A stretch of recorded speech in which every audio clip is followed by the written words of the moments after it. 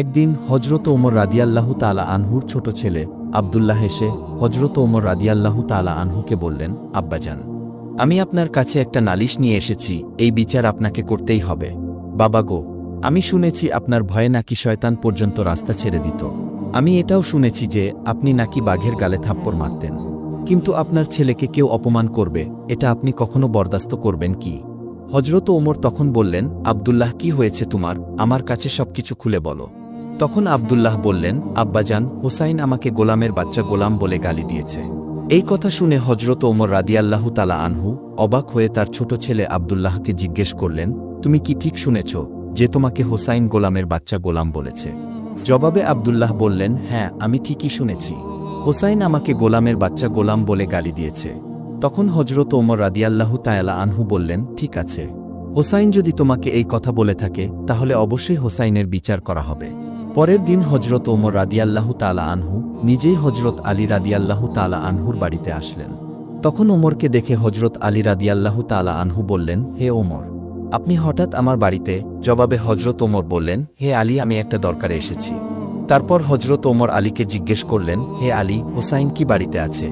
জবাবে হজরত আলী রাদিয়াল্লাহু আনহু বললেন, হে ওমর, হোসাইন তার ঘরের মধ্যেই আছে।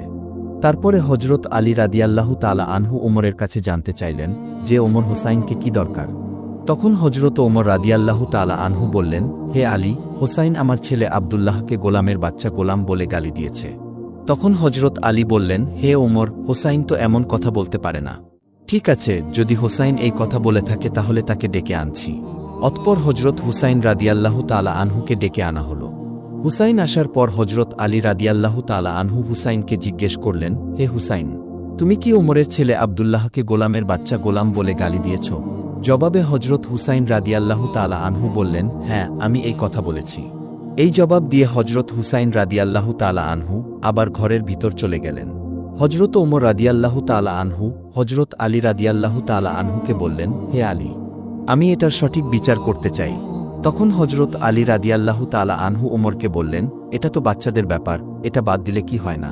তখন হজরত ওমর বললেন, হে আলী, ব্যাপারটা যদি বাদ দেওয়ার মতো হতো তাহলে আমি নিজেই বাদ দিয়ে দিতাম।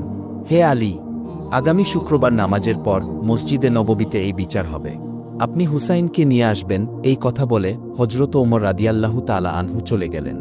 হজরত ওমর চলে যাওয়ার পরে হজরত আলী রাদিয়াল্লাহু তাআলা আনহু ঘরের ভিতরে প্রবেশ করলেন এবং হুসাইনের ঘরে গিয়ে জিজ্ঞেস করলেন, হে হুসাইন, তুমি ওমরের ছেলে আব্দুল্লাহকে গোলামের বাচ্চা কেন বলেছ?